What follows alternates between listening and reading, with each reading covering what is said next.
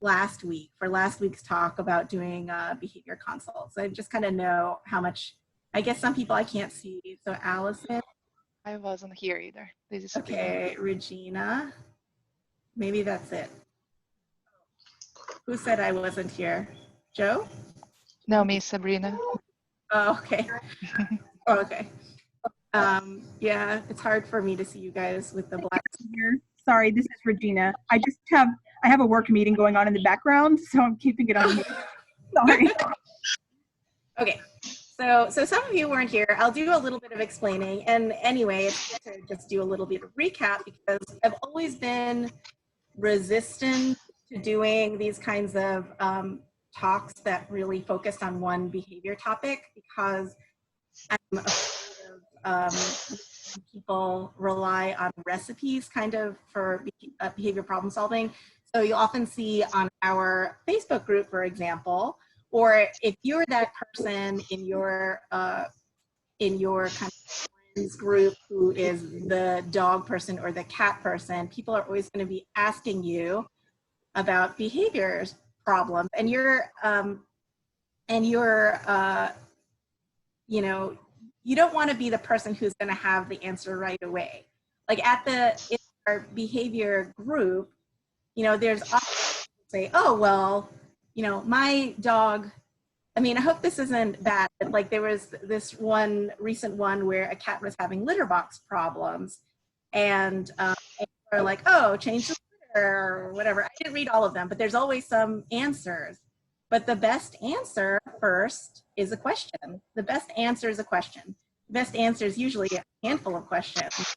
Beth had the best answer because, you know, how can you really tell if you don't have any details about the problem? So I really want to resist doing that, to resist giving people the recipe. But you know, and I've always wanted to do more conceptual training. And I think this is kind of a concept training because we can make it about solving behavior problems in general. So what I'm going to do is I'm going to just talk a little bit about barking. I'm going to talk about how we solve behavior problems again. So a lot of it's going to recap from previous episodes. And but I just can't say it enough because this is the recipe. The recipe is generally to solve behavior problems. So let's barking. Barking is when I was coming up with what I should talk about for this presentation, barking was the first thing that came to mind because my dog Fox barks a lot, and you might hear him sometime during this presentation. When I first started doing the Quorum training videos, you know, I never train my dogs. I don't particularly have a lot of problems with them, really. They fit really well into our lives at my house.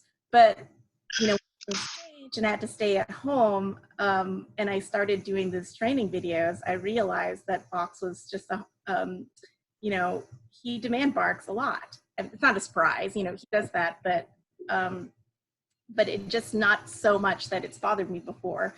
But in the training video, I had so much video. Well, I wanted him to lie in the mat.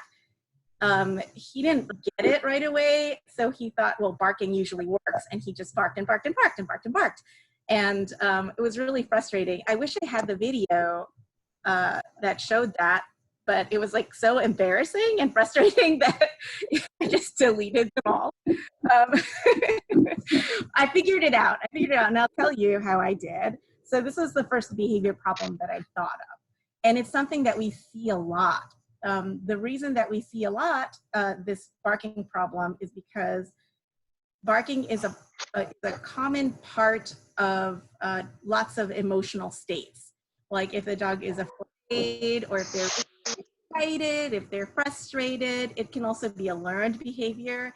And it's easy to become a learned behavior because it's a component in many behavior issues. So here are just a few of them. I'm not going to be able to cover all of them today because just so many reasons for barking. Like if you think of us speaking or shouting, we can shout for so many different reasons, and dogs can also vocalize for so many different reasons. So I'm just going to cover the kind of main general areas. For example, fear, like fear of strangers or fear of other dogs, or so there's something called territoriality, and you may have noticed that I don't really use that term a lot. It's kind of like guarding space, but there's also the fear component there. Reactivity on leash, variety of triggers, isolation issues, like people say separation anxiety. We try to move away from that term, but isolation or separation, really naturally high level of arousal, so they're just really excited. They could be bored, and that's part of their repertoire of behaviors to kind of to express that, like, need of stimulation. And also some dogs have limited effective ways to communicate with people, with other animals. They have limited ways of getting what they want, and barking often works. It's species appropriate behavior. So, you know, if you have a vocal dog, you may never get rid of that that behavior, and that's okay. I think, you know, to some extent, it's okay to say, well, dogs bark. So when I look at a problem behavior, it's a behavior that that, you know, the caregiver just can't coexist with. It's you know, a behavior that maybe is part of a distress in animals. So, you know, in that case, it's something that you really want to fix. I'm going to try to share my presentation with you. Here's where we get to the troublesome bit. Share screen. Okay. And okay. Hold on.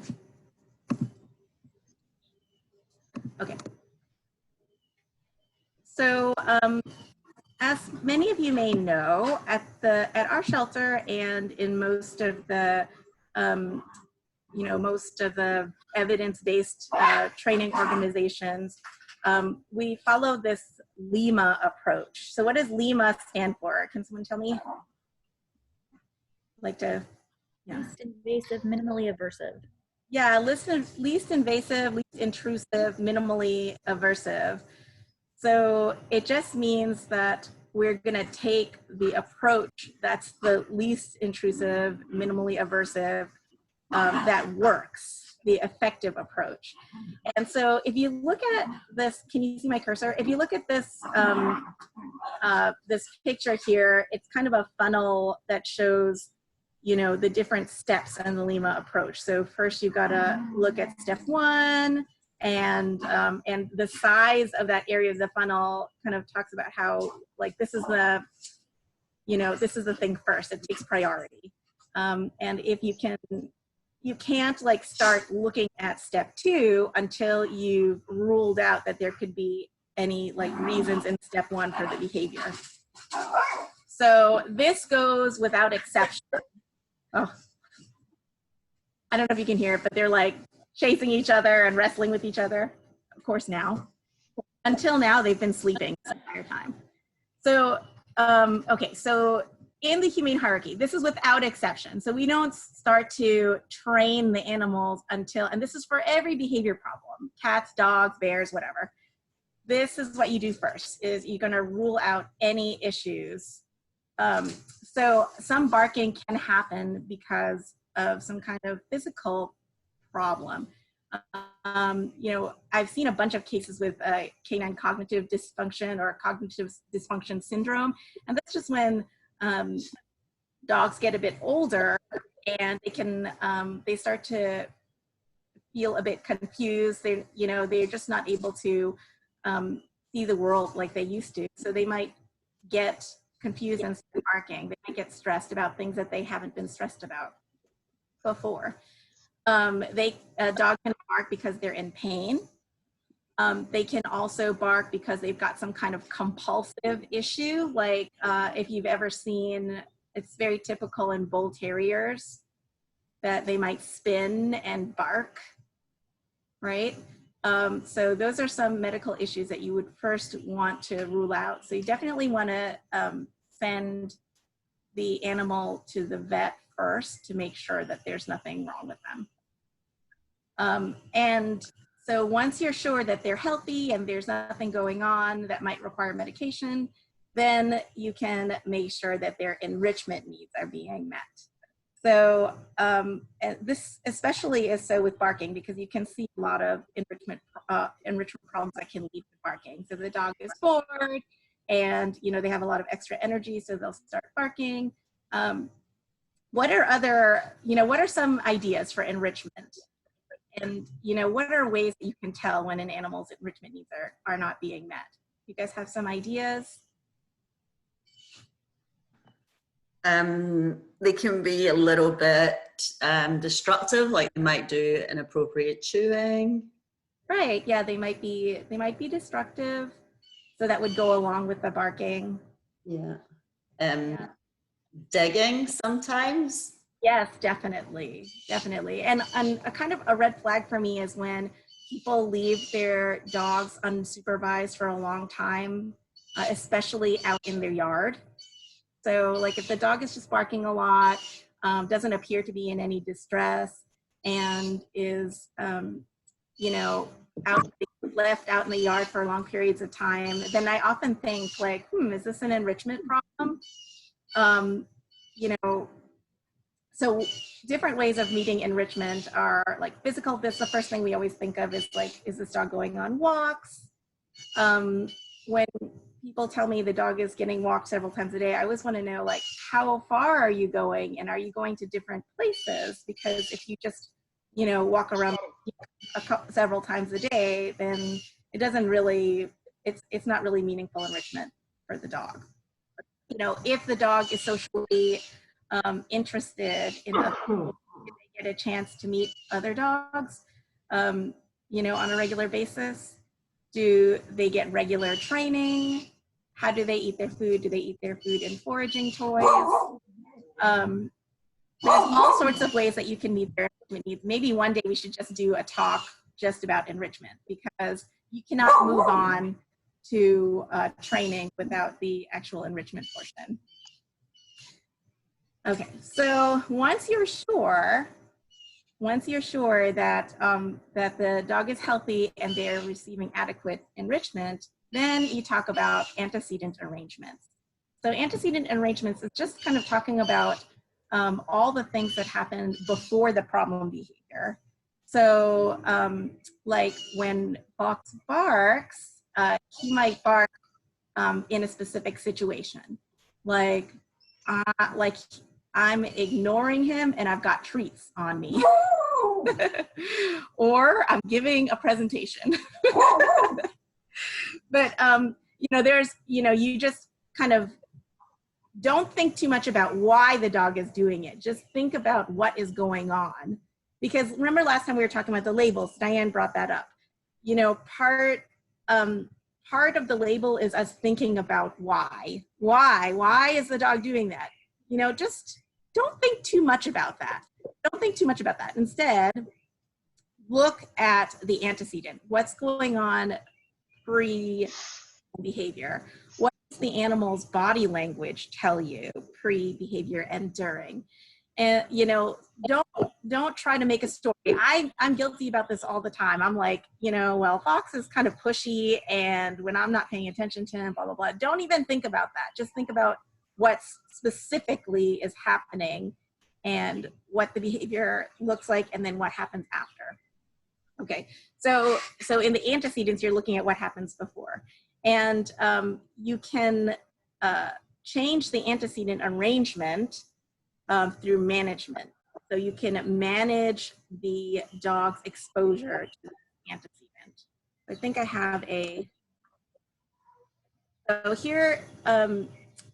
here is a picture of a log. So I usually, if it's not really obvious to me, I'll have the caregiver fill out a log with the history of the behavior. I used to do it, you know, with kind of an Excel sheet or like a Word document, but you can use anything. You can, you know, just have the person send you emails every day. It really depends on what is comfortable for that person. I really like the logs because that's something the person can have in their phone all the time. And so it's really easy to take with them. You just have to like click a few buttons. So here's a log for a monkey who's a little puppy, barks every day at the person, you know, generally barks when the person's just hanging out. The person can't figure it out, but it happens, you know, every day, at least one time. And, you know, it's not when people come over, it's not, you know, the person didn't have many ideas about what it could be. It wasn't when there were people around. So anyway, so the mom fills out this log, and it had like date and time of the incident, who the dog appeared to be barking at, and where she was, and what was going on beforehand, what happened after, and just a little detail, like a little area where she could fill out the details. I often ask, like I try to evaluate the caregiver's ability to read the dog's body language. So I'm listening for details when they describe how the animal feels. Like if they say, oh, well, she was angry, then I say, what makes you think that that monkey was feeling angry? And she'll, you know, give me their details, or she won't be able to put her finger on it. And then we'll know that they'll need a bit of education about body language. But so, you know, it's always nice to ask people if they see any signs of stress and why they think they see signs of stress. The stress factor is really huge for me because it, well, I'll tell you a little bit about it later, but let's look at how we can use the data. So here's the data from the form. So in Google Forms, it'll collect the data for you, and then you can analyze it in different ways, but here's kind of the raw data. And, you know, what can you see? Like when you look at it, any patterns that you can see? Usually in the living room. Is barking at the mom? Yeah, you know, she only barks at her mom. I mean, that's easy because she really only lived with her mom. So she only lived with the mom. She did not bark at people who came over. It's dinner time a lot of the times. Yeah, it's a particular time, right? At night mostly, or oh, can you see what it says here? I don't know if you can see what it says, like what the person was, you know, situated for. oh yeah, it doesn't say what the colors represent. It just shows the pie chart. Oh, you can't see it? How weird. I think Okay, it depends Or because I maybe can it's see your. it. Oh, I can see. I had to move something on the screen. I can see it now. Okay. So Okay, watching TV. yeah, so you know, this is an interesting consult because the person came to me saying that her puppy was aggressive and like aggressively barking at her. There was some mouthing involved, but you know, what happened was the dog would jump on her and, you know, would bark at her and then jump on her and bite her. And it turns out that it happened at a specific time. It was after dinner, and the lady would kind of go to the living room and she would hang out and watch TV or watch a movie or something. I remember that she had a great deal of trouble getting through an entire movie without the dog like jumping on her and like barking at her, jumping on her, and biting her. Anyway, so this was really, you know, really convenient because we could see, you know, what the antecedents were to the behavior. And it's easy to make, you know, to change what the antecedent patterns are so that you can avoid the behavior happening in the first place. Okay, so once you've kind of got your data and you know a little bit about what the antecedents are, you've asked the person about, you know, what the behavior looks like, you can get a feeling of whether the dog is distressed. So if you, I mean, in the rare occasion in our consults, we can see the actual behavior. It's a golden rule that you don't set up a situation where the animal practices the problem behavior, because, you know, practice makes perfect, and you really, you know, every single time that the behavior happens, it becomes more likely to occur later on. So you really want to avoid situations. So, you know, you either are lucky and you can just see it firsthand, or you can ask the person whether they see signs of distress, or have them describe the behavior to the best of their ability. And if there's any chance that there's distress involved, then you have to do that first, because, you know, classically conditioned behaviors are generally stronger than operantly conditioned behaviors. Like emotional behaviors, they're usually stronger. So it's best to work with them first. So what I mean is, if you have a dog who is, you know, reactive to other dogs on leash, a lot of trainers want you to teach your dog to like sit or look at you. And so, you know, your dog sees the other dog, and then you say sit, but it's really hard to use that, you know, that kind of operant conditioning when you haven't, there's no like kind of counter conditioning component. I mean, there is, but it's very weak there because you're asking the dog to do something first. So you really want to, you know, the first approach should be to do some counter conditioning to deal with that conditioned emotional response first, all the time. So if, you know, if you don't see any, you know, any distress, I mean, distress, like stress is one thing, and you know, there's a difference between distress and eustress. So distress is when it's a bad thing, it's the bad stress. And eustress is when you may be stressed because, like, for example, Fox is barking at me because I've got the treat. I would say that's more of a eustress thing. It can turn into distress if you try to ignore the behavior and the dog's just like, what can I do? Or, you know, cats with, you know, frustration behavior that turns into distress, and, you know, and leads to stress-related behaviors too. So yeah, so if it's a eustress, or if it's, you know, something where there's not obvious distress, then you can move towards positive reinforcement, or differential reinforcement of alternative behaviors. So let's talk about that approach. Oh, here's the peekaboo. Thanks to Beth for the peekaboo video. So let's talk about the different types of behavior problems. So we can talk about the approach from the top down, from the humane. So so here's the demand barking slide, and you can hear what it sounds like. Here's peekaboo kind of doing a classic. I really love the part. Okay, so she is looking at the person. So before, I'll let you know what to look for. So she's going to be looking towards the person who has what she wants, or she's going to look at the thing that she wants. So like, for example, Gus demand barks, but he demand barks like at Kongs sometimes. I guess I haven't seen him do this in a while, but if you give him a Kong, he's not, and he's frustrated with it, he's barking at the Kong. So with demand barking, I'm kind of, I'm grouping it together with a variety of behaviors that are just not, they're not distress related. So it could be like excitement barking, it could be frustration barking. All of that is to resolve a situation in order to get something that the dog wants. So I kind of grouped it all together into demand barking. So she's looking at the person who might be Beth.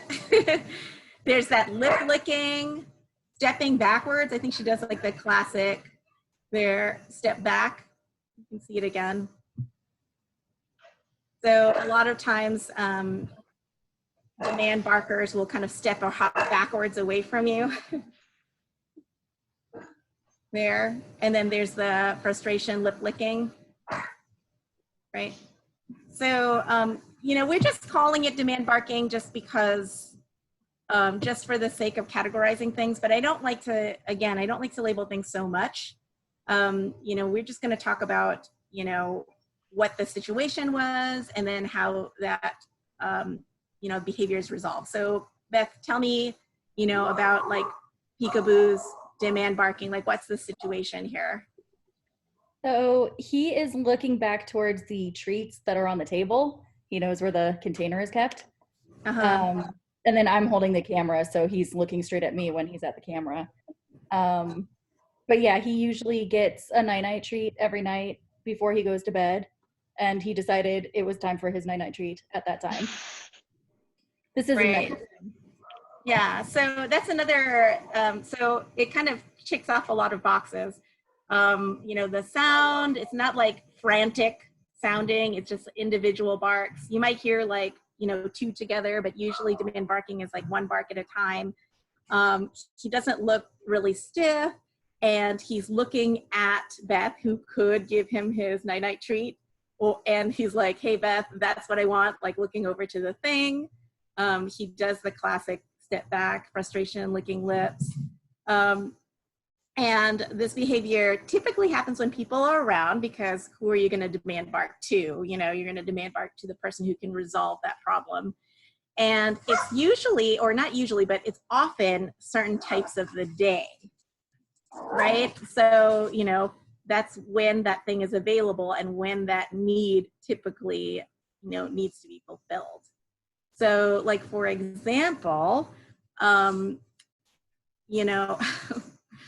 ashamed to admit this, but Fox barks at me at a certain time at night. It's because he wants to get under the covers. So at night he makes a very quiet bark. It's like a social sneeze, which is, to me, it's just a kind of bark. And because, I'm not in the mood for training at that time of night, I just hold the covers open for him and he goes inside. So, his demand barking at me, and it's a certain time of the day. Okay. And of course, you're looking at the consequence patterns. Let's go back to this. Was somebody going to ask a question? I heard a sound. Sometimes I can't tell if it's a question sound. Okay. Wait, where's this thing? Okay, so let's look back at Monkey's responses. And so, she ticked off the time, like with a specific time of the day. And oh, you can't see the consequence here. Oh, that's good. Okay, so the consequence is that, so after she barked, her person would ask her to do like a sit or something, and then she would stop barking. And so, that's something that people often do. Like an animal does certain behavior, they don't like the behavior, so they ask for a behavior that they do like. So what's going on there, trainers? The dog is saying an entire pattern rather than like just 1, 2. They're saying the demand bark to get attention, then you get attention when the mom asks, and then you get treated. So they see the whole situation. Right, yeah, they're barking because they're barking, and then after they bark, they get the command. And the command is like, I think we were talking about at one of these talks, gosh, so many, about like tertiary reinforcers, but commands, if you use positive reinforcement in your training, commands are reinforcers, right? So like, when Fox barks like this, I was going to say to him, go to your bed, and he went to his bed. That would seem good, but he would think, oh, well, every time I want a treat, I'm going to bark at Melissa, and she's going to tell me to go to my bed, and then I'll get a treat, right? So I think he's actually barking at Mama Dog, though. Anyway, he's like looking at her, and he's wanting her to chase him around. That's my story about that. All right, so anyway, I mean, what we did with Monkey is we did the differential reinforcement for alternative behavior. So we taught Monkey to go to her spot, and then and that's what she would do during that movie time. So she would go to her spot, and her person had like a little non-intrusive alarm that would kind of buzz on her phone, and when that happened, she would give Monkey a little treat on her mat, and then eventually Monkey would just stay on her mat throughout the whole movie. So that it worked out really well. Okay, so here's another demand barking situation. I can't, for some reason, I couldn't load the video onto YouTube, so I'm going to show it from my computer. So, any luck here. So, okay, so this is Scout, and Scout's mom was Meredith, and I'm doing a remote consult with her. And Scout is a big demand barker. It's one of her major problems is when there's something that she wants, like treats, or if there's a person there, she gets super excited, and she does some behaviors that her mom doesn't find appropriate, and one of them is barking.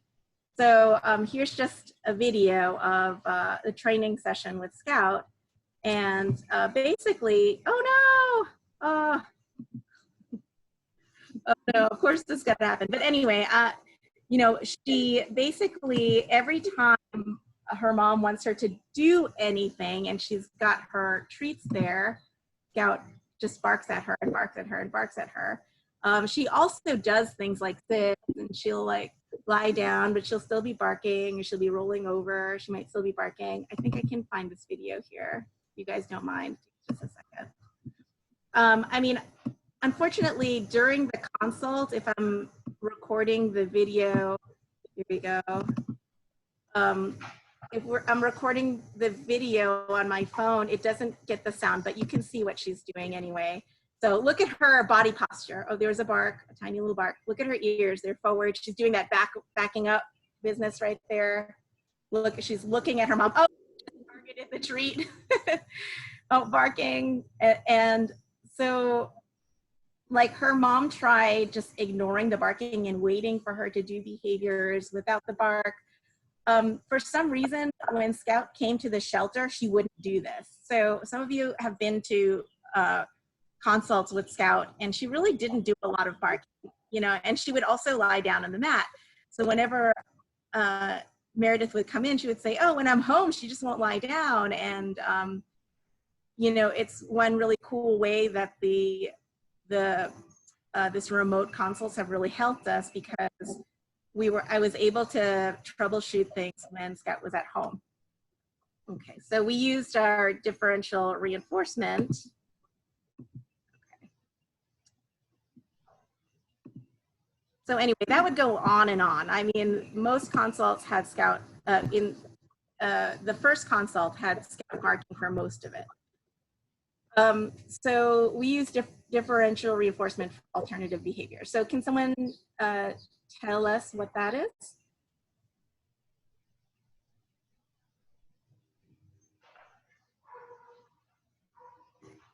Maybe Anne? I see Anne's really watching.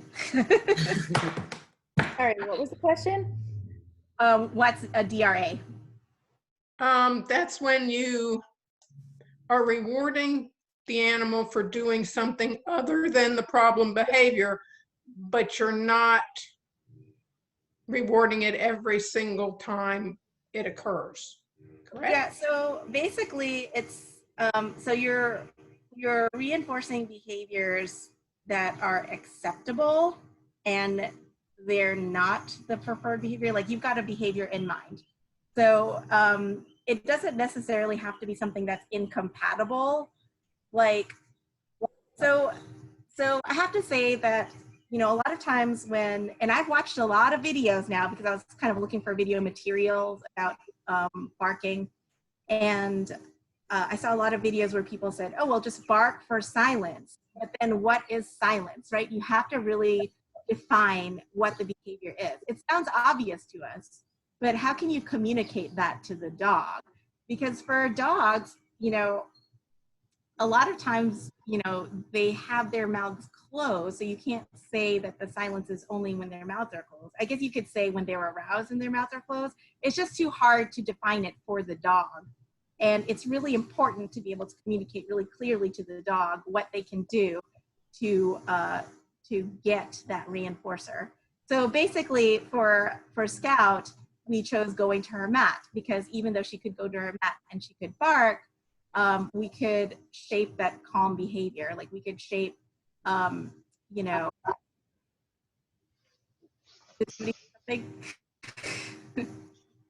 okay, I'm just sorry for being so sensitive. I can't see all of you, so I'm sensitive about, like, when somebody has a question.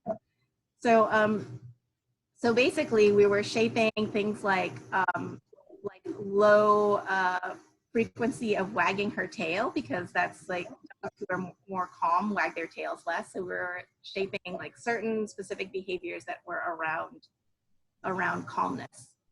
And so anyway, so that's what DRA is. It's like you have a behavior in mind.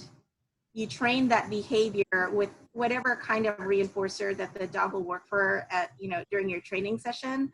But then you you change the reinforcer to the reinforcer that the dog is barking for, right? Because if the dog is barking to be let out, then it's not going to be, super duper helpful when you just train them to do quiet behaviors for treats, right? So that's I think the challenge when you're working in demand barking is, a lot of people don't have trouble teaching demand barkers to do things like sit, but then the dog will only sit when you've got your treats and you've got that like kind of training set up.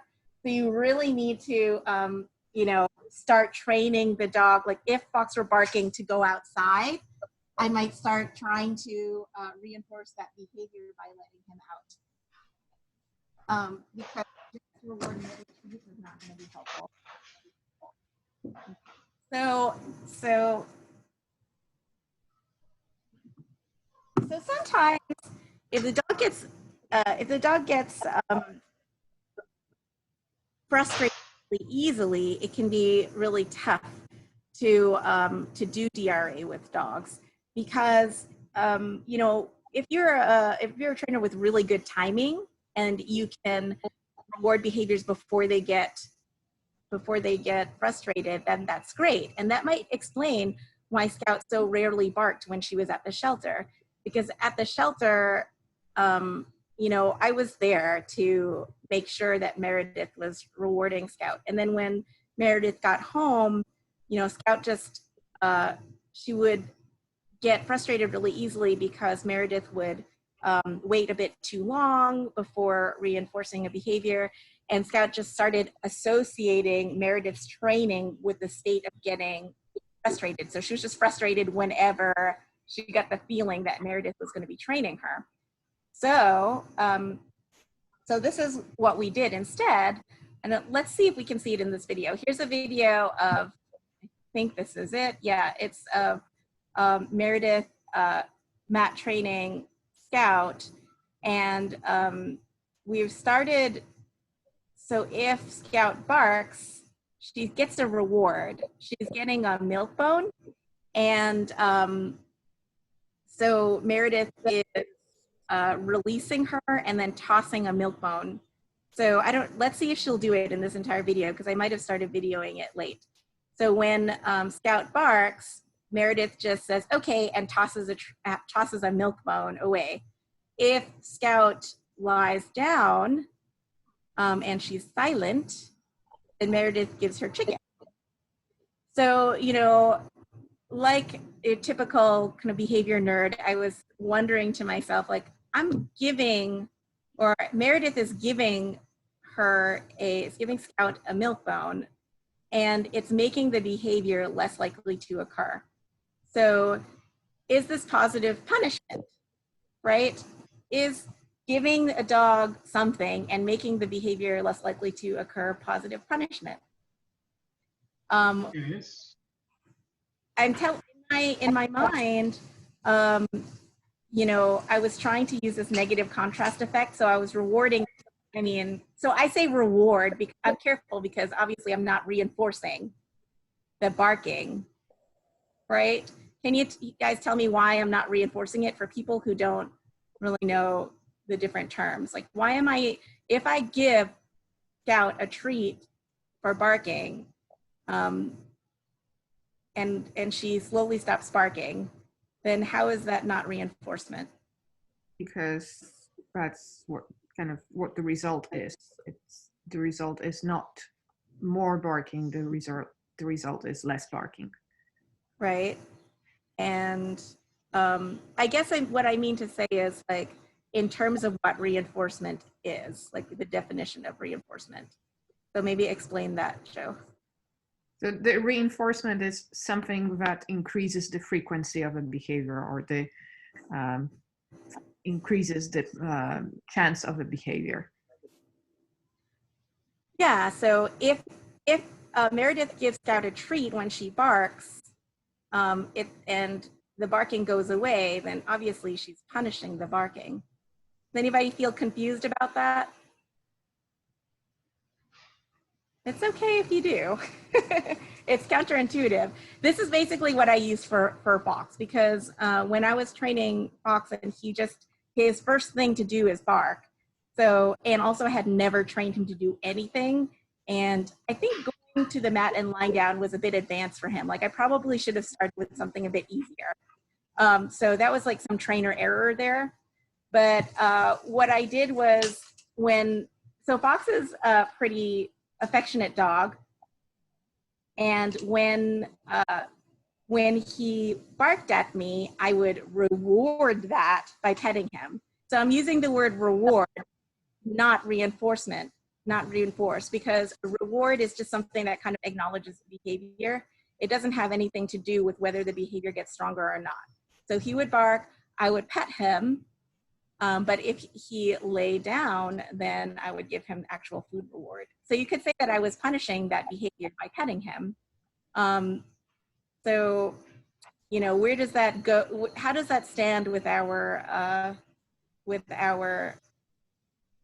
humane hierarchy? You know, am I going to go to trainer hell because of this? Because I'm positively punishing the dog? I thought about it a lot, and I feel really good about it, because I feel like this positive punisher was pretty benign. Like I was reading the dog's body language. Like you can see Scout, she does not look frustrated. She knows exactly what to do here, right? She wasn't getting like, but you know, I don't understand. No, she knew exactly what to do. After a couple times of Meredith releasing her and tossing the milk bone, she did go and collect the milk bone most every time until the very end, when she realized that lying down worked the most and got her chicken. I think like after maybe 15 minutes of this exercise, Scout stopped going after the milk bones. She was like, oh no, that's not good for me. But for the most part, she was eating them. And the same thing goes for Fox. He wasn't showing any signs of frustration. So to me, I feel really good about it. It might not, follow the exact protocol of the humane hierarchy. This is just another reason why I don't like to give a recipe. Okay, so anyway, gosh, spent so much time on demand barking, but can I get away from this slide? Any questions about that? So yeah, I have a question. How does that like play out at the dinner table? So if my dog is demand barking at the dinner table, and the only way to get him to stop barking is to give him food from my plate, do I need to start giving him like a milk bone, something he likes less? Okay, so yeah, good question. Let me see if I can like switch to it so that I can see you and you can see me, because if I'm talking to you, getting a little better, I think. Oh, here. Hey. Okay, so your dog is barking at the dinner table, and okay, so let's start looking at the hierarchy. So your dog is healthy, getting enough enrichment? Yes. Oh gosh, yes. Okay, so healthy, getting up enrichment. Okay, so let's look at antecedent arrangement. So your dog isn't like scared of anything and barking something at the dinner table. No. Okay. You never know. Okay, Right. so, fine. So, and your dog wants food. Right. What is something that you can do that you can train that would be an acceptable way for the dog to earn food? Well, we started feeding him the same time that we were eating to see if that would keep him from demanding food, and putting chicken or something in his food. But he would end up eating really quickly, even on his licky mat, and then coming around the table to demand bark again. So I tried to train him to, he has a dog bed across from the kitchen table, and I tried to train him to lay down on the dog bed while we were eating, and then afterward I would reward him with chicken for not barking. But I think I just got lucky a couple of times with that working, and it never stuck. So I think you've got it there, though. I think you've got it, because how long does it take you to eat dinner?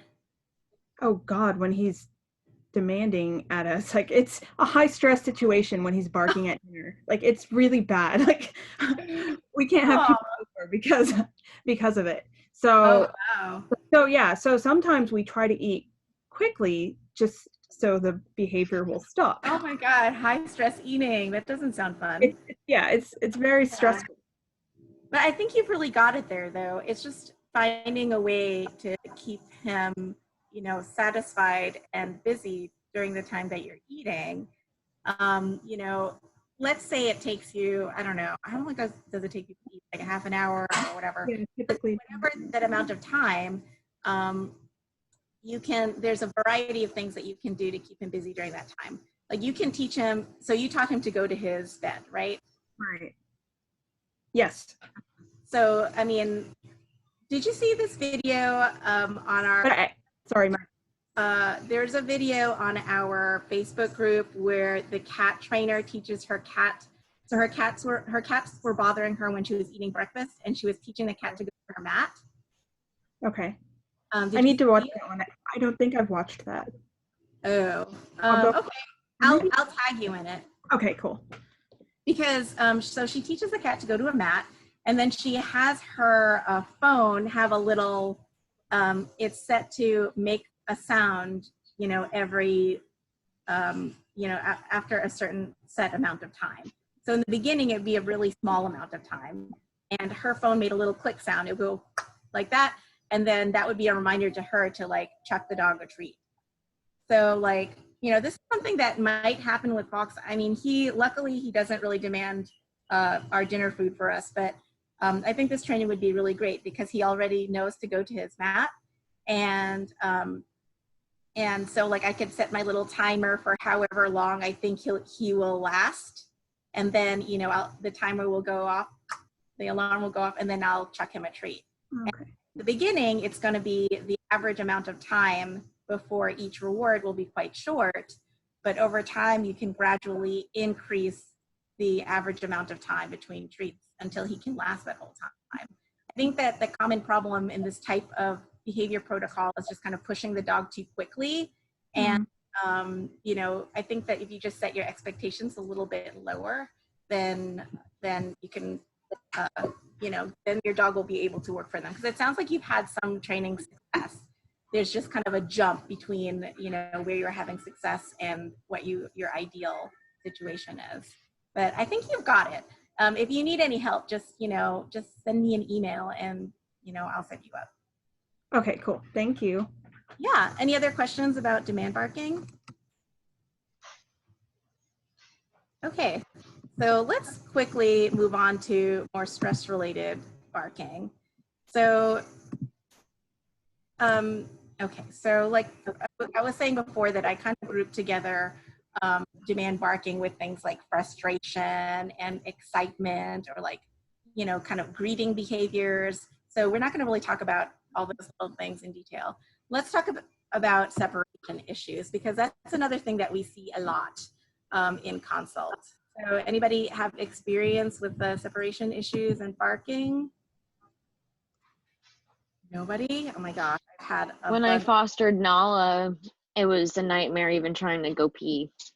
Yeah, I think about her a lot in terms of having separation or isolation issues. So first, like, we talk about separation issues and isolation issues. They're a little bit different. So separation issues are usually with specific people. So, like I always think about Katie and Oliver, that when Katie leaves Oliver, that's when he shows that he's stressed to a lesser degree with other people around. So if it was just anybody and the dog was just alone, then that's more isolation distress. So here's a video of this little puppy doing the barking related to separation anxiety.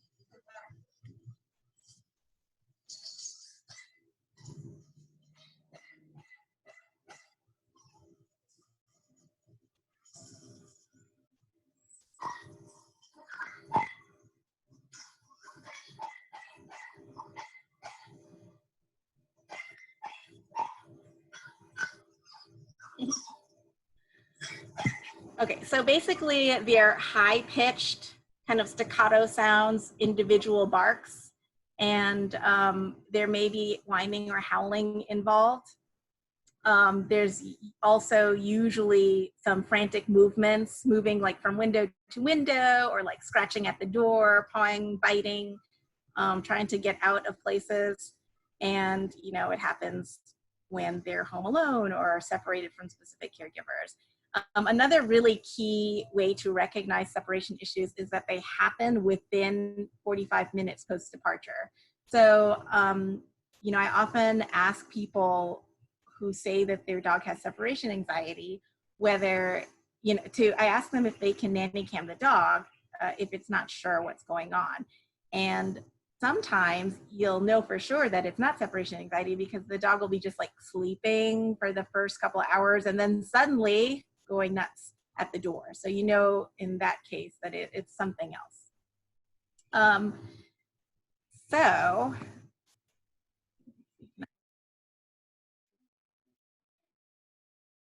here's another one.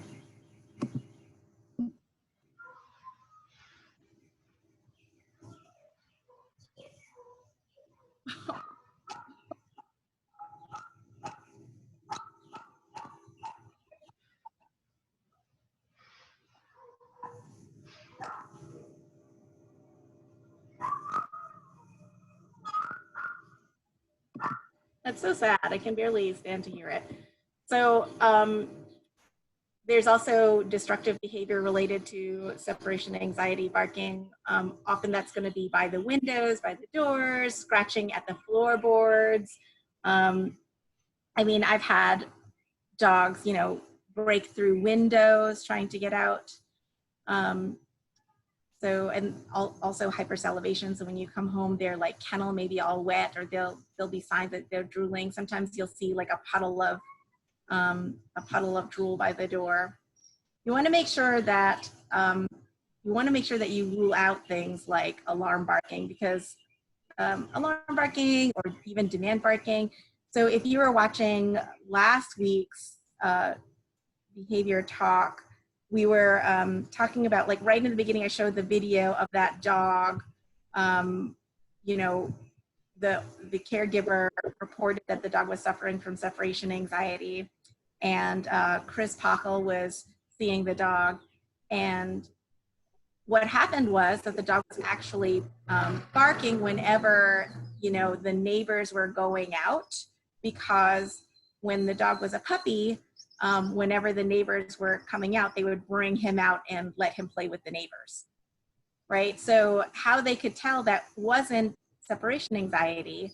So, you know, it was hard to tell because the dog was, you know, scratching at the door and barking and, you know, looking all around, you know, it was kind of frantic sounding, happened when the people weren't home.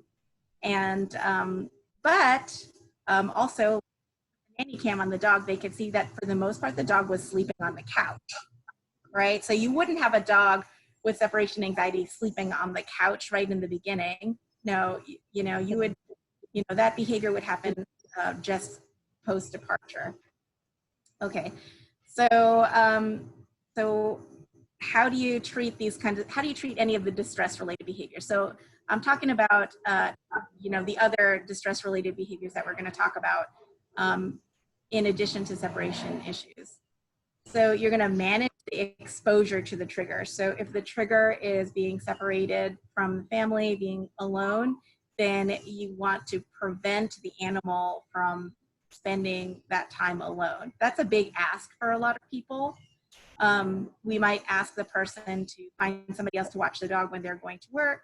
We might ask them to, have the dog stay at a doggy daycare, maybe try to work from home. It's a huge ask. And that's why these kinds of issues are really difficult to work with, because no matter how much training you do, you have to, look at that antecedent arrangement first, because the training is not going to help you if you're constantly leaving the dog home and the dog's feeling triggered by being alone.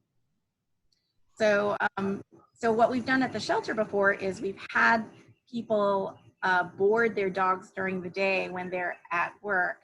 And we work with them at the shelter, but it's really critical for them to do the work at home. So aside from managing the exposure to the departure and the departure ritual, you'll counter condition and desensitize the dog to the departure. And, medication is also very commonly necessary for this kind of behavior problem. So what do I mean by counter condition and desensitize? So like going to the door, grabbing the handle, and then just walking back and sitting back on the couch? Yeah, so like just very generally. So, what's the definition of desensitization? Oh. Desensitization is exposing the animal to the stress, but keeping the animal under threshold. Yeah, so what does that mean, under threshold? So the animal doesn't react. Right, like it's not showing any sign of stress. Yeah.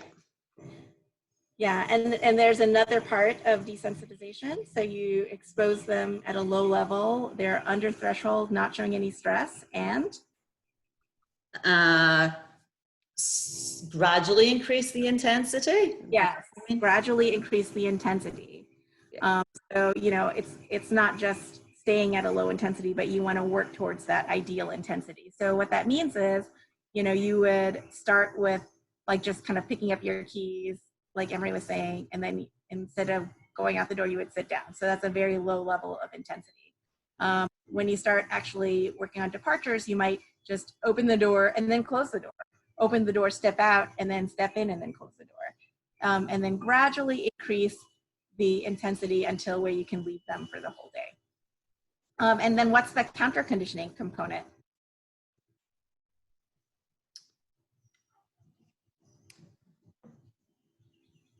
So I guess in this case, counter conditioning would be, is that when, like, for example, we would leave them with something high value so that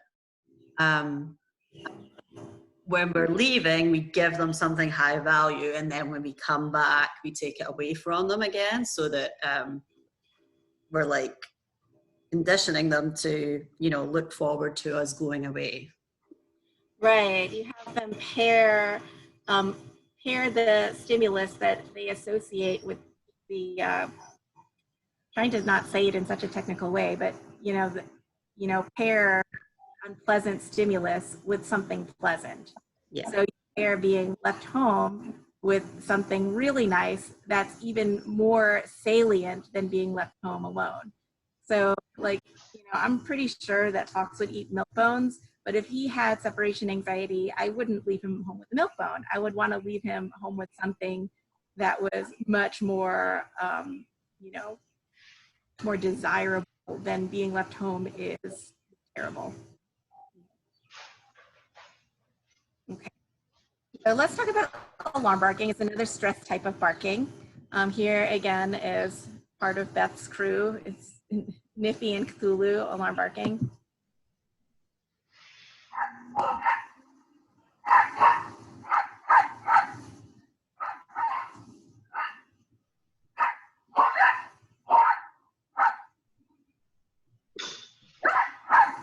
Okay, so alarm barking has a lot of different types of sound, and I'm kind of grouping them all together, like I said, with different types of fear-related barking. So this could be like territorial barking, all different kinds of barking that's related to fear stimuli. So it can start with a chuck that's like that. That's a very quiet sound, and then a bunch of individual lower pitch barks. So are relatively small, so all their barks are going to sound high pitched, but they don't sound frantic or anything. You know, it's just a very, you know, it's a very neutral sound. And then as the trigger gets a bit scarier, or maybe comes closer, is higher intensity, then you might hear chains of barking, and the barks can get higher pitch. So it leads to what they call aggressive barking, where there's like chains of barking, sounds a little bit more frantic, maybe some growling thrown in. I should say that growling doesn't necessarily mean that there's like some kind of fear stimulus, or it doesn't mean that the dog is experiencing distress. Growling can also be part of demand barking. So just remember that, because a lot of people get scared when dogs start growling. Okay, so what does it look like? Dogs who are alarm barking are looking around, like scanning, if they haven't found the trigger yet. So these guys are doing that here in this video. Around. What are they barking at? See, look, they're looking. All right, I'm gonna stop it before it bothers Fox too much. But so they're barking at your like neighbors. Yeah, the new neighbors have a dog in their yard, but there's also a busy street right behind my fence, and there's like people who walk along it and stuff. So you can see that, you know, at this point they're just scanning around. They don't know what the trigger is, and they're relatively still, maybe a little bit tense. But once they know where the trigger is, they might like actually orient towards it, move towards it. That's why you'll see a lot of dogs who are alarm barking, like run up to the window when they're doing that sound. Okay, and the caregivers can be there or not. And usually you can figure out, you know, that there's something going on. Sometimes it's not so difficult, especially when there's alarm barking going on and the person's not there. You have to do a lot of detective work. Like I saw a dog one time, and the person was convinced that her dog had separation anxiety. There was a destructive component there, the barking. There were some environmental changes that she thought could have been traumatizing for the dog. But in the end, she eventually found out that at a certain time of the day when she wasn't home, one of her neighbors was banging on the door and shouting at the dog. So anyway, so it turned out to be a discrete trigger. What am I doing wrong? Okay. So just like with separation anxiety, you're going to manage exposure to those discrete triggers. So, you know, there's a variety of ways you can do this. You can, like in this video, this is a video where a dog trainer is working with a caregiver on a dog who barks at cars driving past, and she's got this big, you know, window there, and so it's really easy. The dog's a border collie-ish dog, so you know it's a very difficult behavior to work on, because it's, you know, it's something that you often see with border collies. There's a moving thing, and they're barking at it. So to manage the behavior, she lowers the intensity of the visual appearance of the trigger by having her put a sheet up. So I often tell people to put those sticky films on the windows, so it lets light in, but you can't really see what's going on the other side. The sheet's good. Some people like rearrange their furniture so that they can't see so well. You can have ways to manage exposure to the sound of the trigger by putting fans on, putting white noise machines on. You know, you can make it so that the dog can't get into the room where they can notice the trigger, or they can't access, you know, the windows or the doors. And you can also, if you're lucky, you can modulate the dog's exposure to the trigger type. So if the dog is alarm barking at strangers, but mostly a certain type of stranger, like mostly tall people, mostly men, you know, you can at first try working with them with the lower intensity triggers, like women or shorter people. Okay, And then also we were talking about counter conditioning and desensitization to triggers. So, which means like you're exposing at a low level of intensity of the trigger, and at the same time, you're giving the dog something really nice so they can associate the trigger with something pleasant. Here we go. This is, so I don't know this trainer, her name is Jay Murphy, but I found her video on YouTube, and I thought it was a really kind of typical counter conditioning session. We've got some more on our Facebook page too. I just couldn't share them really easily.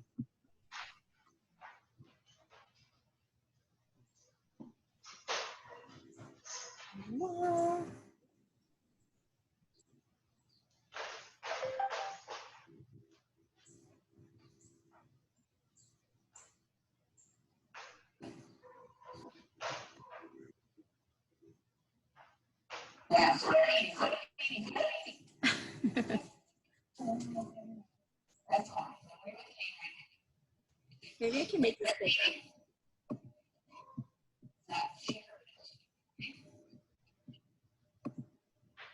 Oh no, I can't, sorry. Whoops, what happened? Oh no, what happened? It's actually a much longer video than that, but I don't know what I did. Let me see if I can restart this slide.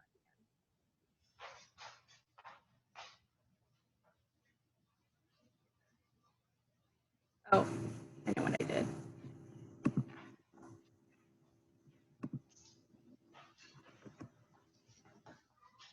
So just try to watch what in the window. You can see that a car comes past when the caregiver is prompted to treat the dog.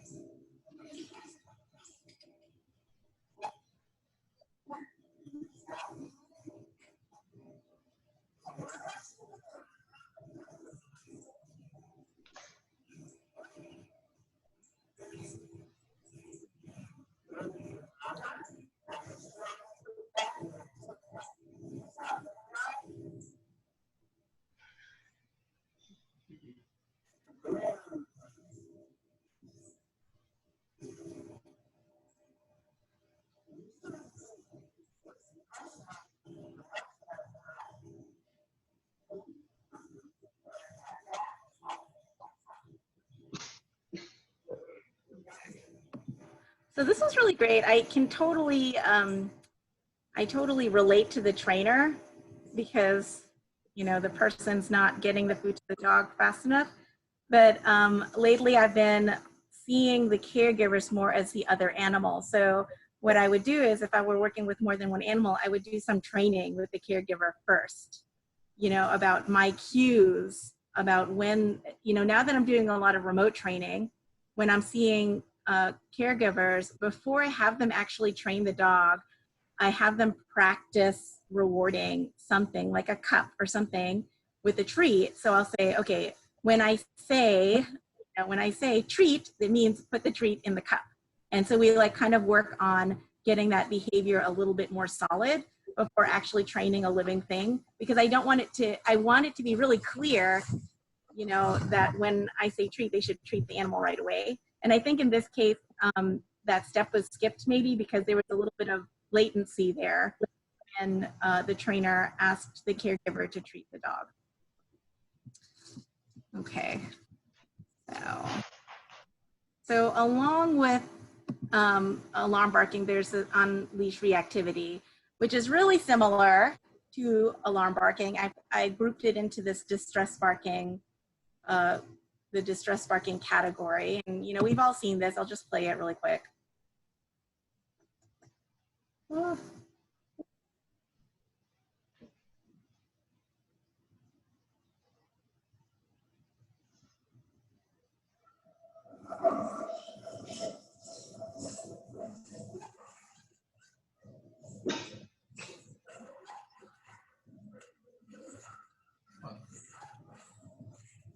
All right. So we've seen that before many, many, many times. One of the most common behavior problems we see at the shelter. So what is on-leash reactivity? It's just, you know, so it doesn't really, I love the word reactivity because it doesn't really talk about the dog's state of mind. Like, we don't really know what the dog is thinking or feeling at the time. I mean, we might, but just by using the word reactivity, we don't. What we do know is that the dog is like, it's overreacting to triggers. When I say overreacting, it means that, you know, most dogs would not show that level of arousal when exposed to the trigger. It could happen because the dog is fearful of, you know, other dogs or strangers or cars or whatever. And, you know, many dogs are fearful of new people and new dogs, etc., but they don't show that level of arousal.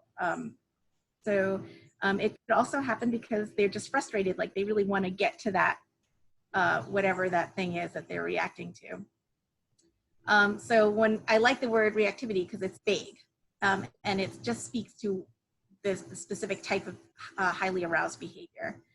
So if you notice in that last video with the lady who was counter conditioning and desensitizing that border collie at the window, she was, you know, really doing lats. So I won't get into the details about lats so much because that's, you know, another whole talk in and of itself. But basically, she's just keeping the dog far enough away, or exposure is low enough intensity that the dog's not likely to bark so much. Actually, the dog went over threshold at one time. Ideally, the intensity would be low enough that they don't react. And she's giving the dog treats whenever they get exposed to that stimulus, and eventually looking for the behavior of turning back to the person. And the nice thing about lats is it works for dogs who are showing reactivity because of fear, but it also works when they're reactive because of frustration. So if the dog is just excited, we're still teaching the dog that when they see the other dog and they're excited, that they can still choose to look back at the person instead of do that reactive behavior. The main thing is, if the dog is reactive because they eventually want to get up to the other dog, then you're going to need to reinforce the good behavior with the exposure to the other dog, with the direct contact of the other dog. Does that make sense? So, like, even though we might temporarily be able to use treats to get the dog to look at us, if they really want to get up to the other dog, and this is an excitement related behavior, eventually you're going to want to reinforce the nice behavior, the wanted behavior, with the behavior that's generating that reactivity. Okay.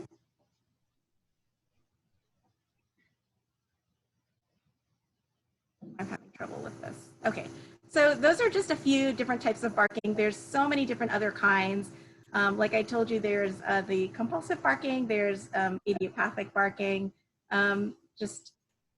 I like to take it just at case by case basis, because you can figure out each problem individually by using the humane hierarchy to figure things out. You're going to, you know, look out for potential, you know, physical problems, lack of enrichment. You're going to look at antecedent arrangements, make sure that you're if the animal is feeling distressed about a particular stimulus, or if they're just looking distressed at all, you want to manage their exposure to the antecedents, and counter condition the animal to the antecedent.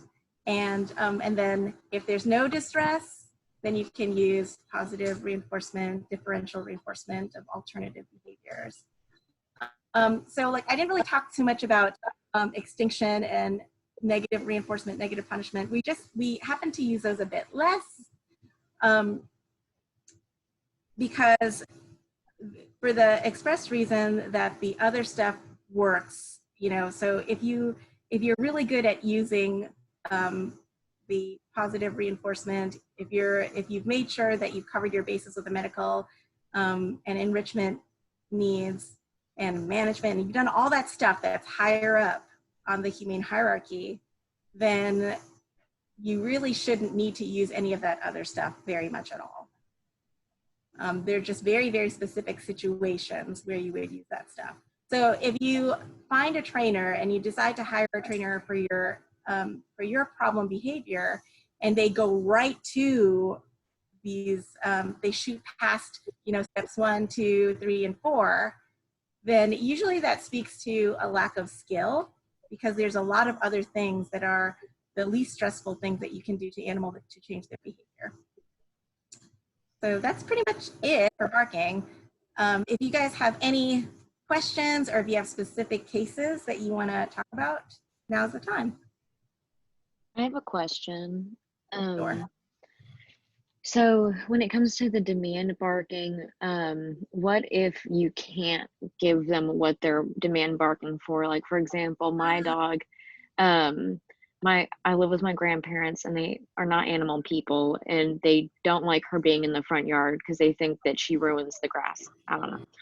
So she'll bark at the gate and give me, you know, those puppy dog eyes because she wants to go outside, and I have to just be like, I'm sorry, Trixie, but I can't let you in the front yard until it's nighttime, because then I'll sneak her in the front yard.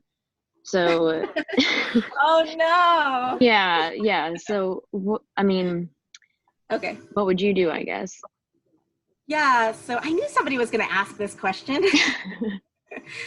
So yeah, I get this sometimes in consult. So I usually try to find some kind of other outlet for that desire. So, you know, think of some kind of behavior that's approximate to going into the front yard. So maybe like going for a walk in the park or something like that. And you can teach her, I don't know, I mean, is the barking at all acceptable to you? Like, to me, Yeah, it doesn't really bother me, and usually she kind of knows, like she'll usually do it once or twice, and when she knows I'm not going to let her out, she stops. oh, okay. So what you can do is you can keep a log and see what time, if there's a pattern of time when that behavior usually happens, and you can plan an outing somewhere, like plan to go to a dog park if that's suitable, or to go on a sniff walk, have some kind of adventure that involves the outdoors, you know, that doesn't involve going to the front yard. And then also you can have I don't know if this is possible, but I've done this with a lot of animals and it works really well, is have some kind of signal when that predicts that they can have the thing. So if she can sometimes go into the front yard, you can have, you know, your phone, you know, make a sound at a certain time when you know that she's going to be able to go to the front yard, and it's going to be a very distinct signal. And when she hears that, you go, oh, let's go. And so she knows that behavior, that reward is only available at a certain time. Okay. I'm sure there are tons of other, there's probably a ton of other ways of figuring this behavior out, figuring this problem out, if anybody has any other ideas.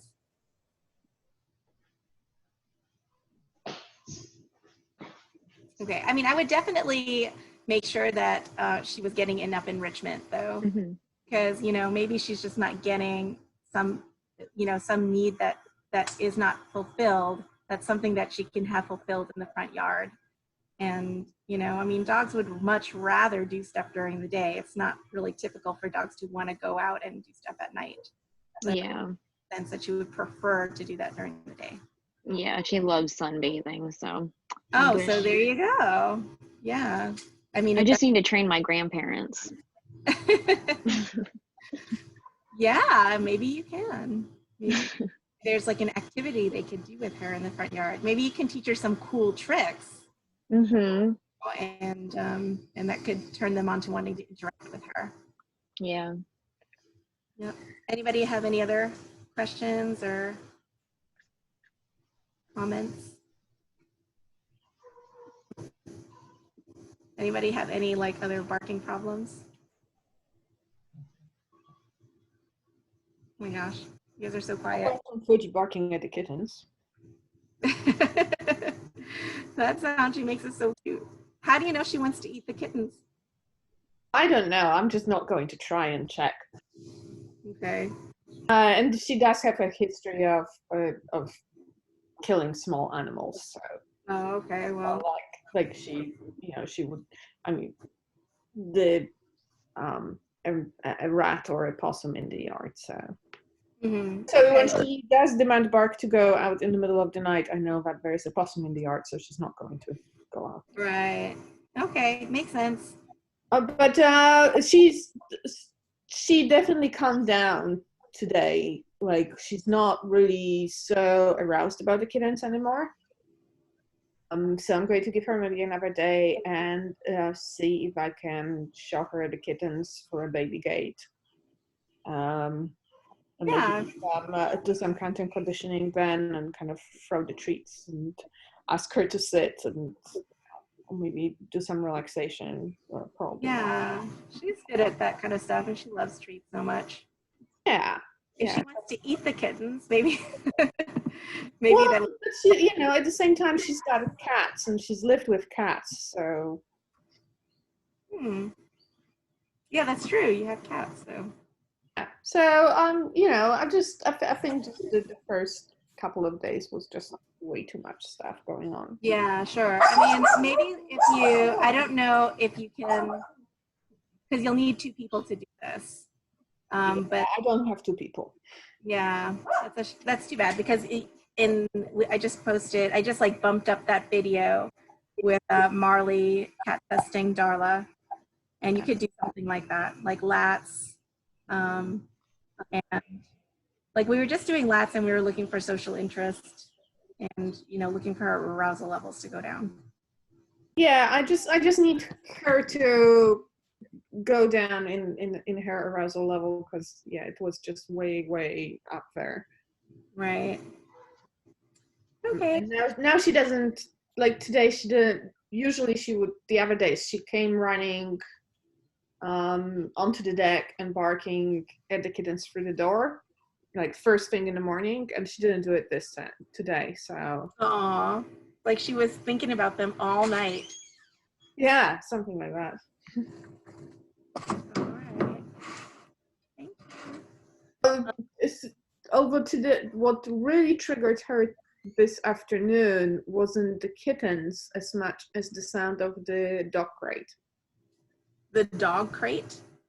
They basically stay in the dog crate. Well, they run around the room, but they sleep in the dog crate.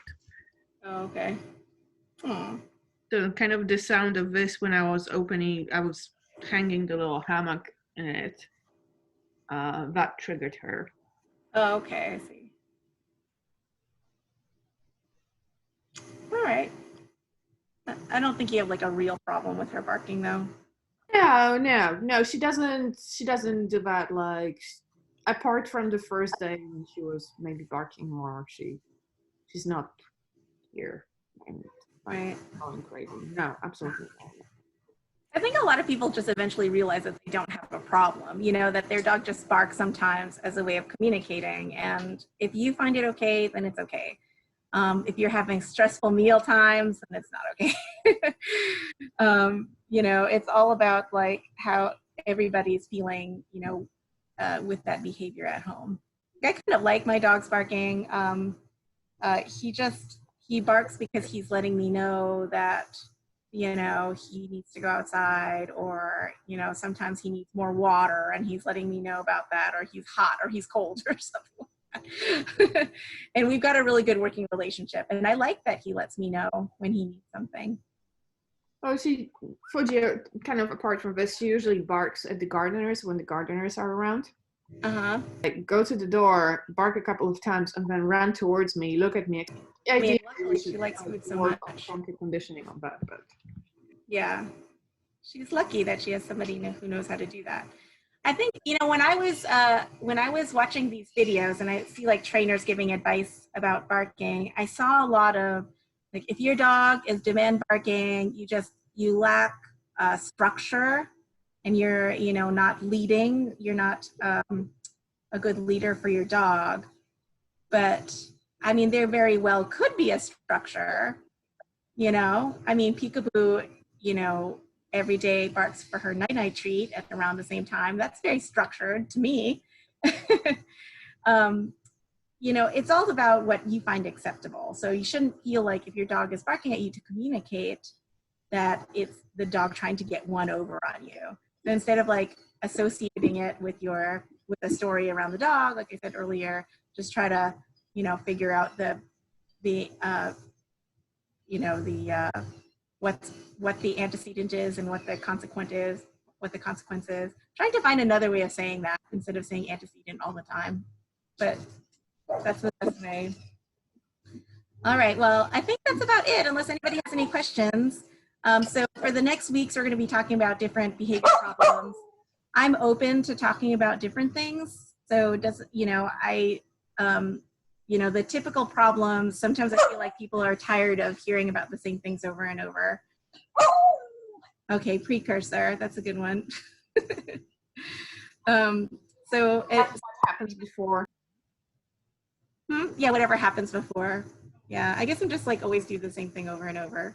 Oh, look, so Matt brought me a sandwich, and so Fox wanted to demand mark me for that, but I just, you know, I didn't pay any attention, and he just laid down on his mat. That stationing training for the video was so great, because instead of doing the barking, he's lying on the mat.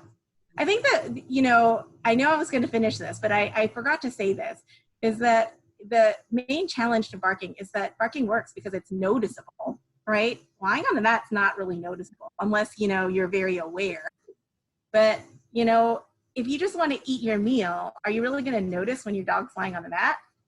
That's why, you know, it's nice to choose alternative behaviors that are things that you can notice. Like I had to make sure that Meredith was going to notice scabs lying on her mat, right? So, you know, that's why I think sitting is such a lame alternative behavior. It's because, yeah, sitting doesn't really work because you're not going to notice that. Anyway, I'm going to leave you with that. Yeah, there's other things that you can do, like, but those things are going to end up being annoying too. Thank you, Melissa. You're welcome. I'll see you next Bye, time. everybody. Yeah, I mean, definitely propose. If you have some behavior problem that you want me to talk about, propose it, as long as it's not too bizarre, like too unusual. All right, I guess I'll see you guys next time. Okay, bye. Bye.